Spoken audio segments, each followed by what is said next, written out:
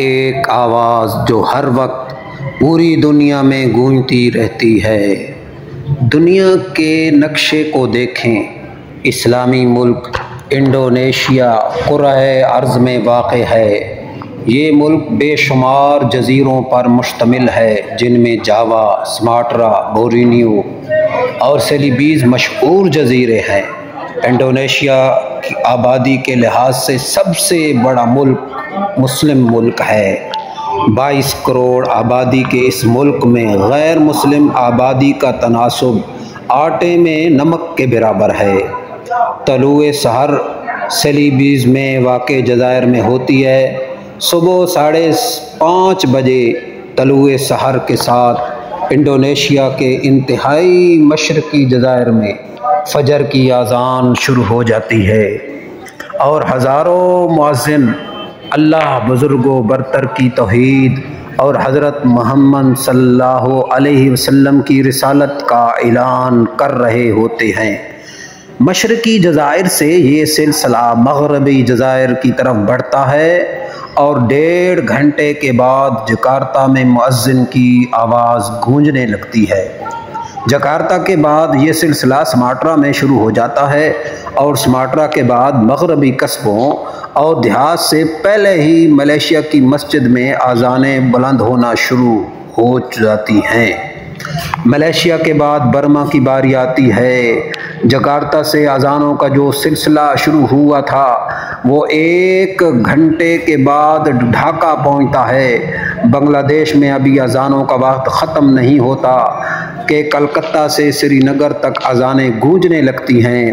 دوسری طرف یہ سلسلہ کلکتہ سے بمبئی کی طرف بڑھتا ہے، اور پورے ہندوستان کی فضا توحید و رسالت کے اعلان سے گونجتی ہے۔ سری نگر اور سیالکوٹ میں فجر کی اذان کا ایک ہی وقت ہے۔ سیالکوٹ سے کوئٹہ، کراچی اور گوادر تک 40 منٹ کا فرق ہے۔ اس عرصہ میں فجر کی اذان پاکستان میں بلند ہوتی ہے۔ پاکستان میں یہ سلسلہ ختم ہونے سے پہلے افغانستان اور مسقط میں اذانوں کا سلسلہ شروع ہو جاتا ہے۔ مسقط سے بغداد تک 1 گھنٹے کا فرق ہے۔ اس عرصے میں اذانیں حجاز مقدس، یمن، عرب امارات، کویت اور عراق میں گونجتی رہتی ہیں۔ بغداد سے اسکندریہ تک پھر 1 گھنٹہ کا فرق ہے۔ اس دوران شام، مصر، صومالیہ اور سوڈان میں اذانیں بلند ہوتی ہیں۔ اسکندریہ اور استنبول ایک ہی طول و عرض پر واقع ہیں۔ مشرقی ترکی سے مغربی ترکی تک 1.5 گھنٹے کا فرق ہے۔ اس دوران ترکی میں صدائے توحید رسالت بلند ہوتی ہے۔ اسکندریہ سے طرابلس تک 1 گھنٹے کا فاصلہ ہے۔ اس عرصے میں شمالی افریقہ، لیبیا اور تیونس میں اذانوں کا سلسلہ جاری رہتا ہے۔ فجر کی اذان، جس کا آغاز انڈونیشیا کے مشرقی جزائر سے ہوتا ہے، 9.5 گھنٹے کا سفر طے کر کے بحر اقیانوس کے مشرقی کنارے تک پہنچتی ہے۔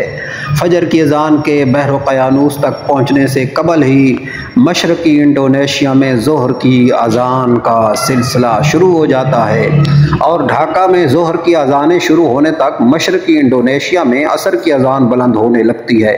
یہ سلسلہ گھنٹہ میں بمشکل جکارتہ پہنچتا ہے کہ انڈونیشیا کے مشرقی جزائر میں نماز مغرب کا وقت ہو جاتا ہے۔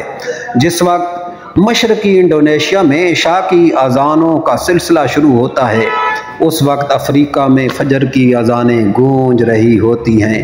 کیا آپ نے کبھی غور کیا، کرۂ ارض پر 1 سیکنڈ میں بھی ایسا نہیں گزرتا جس وقت ہزاروں لاکھوں مؤذن بیک وقت اللہ بزرگ و برتر کی توحید اور محمد صلی اللہ علیہ وسلم کی رسالت کا اعلان نہ کر رہے ہوں۔ انشاءاللہ العزیز یہ سلسلہ تا قیامت جاری رہے گا۔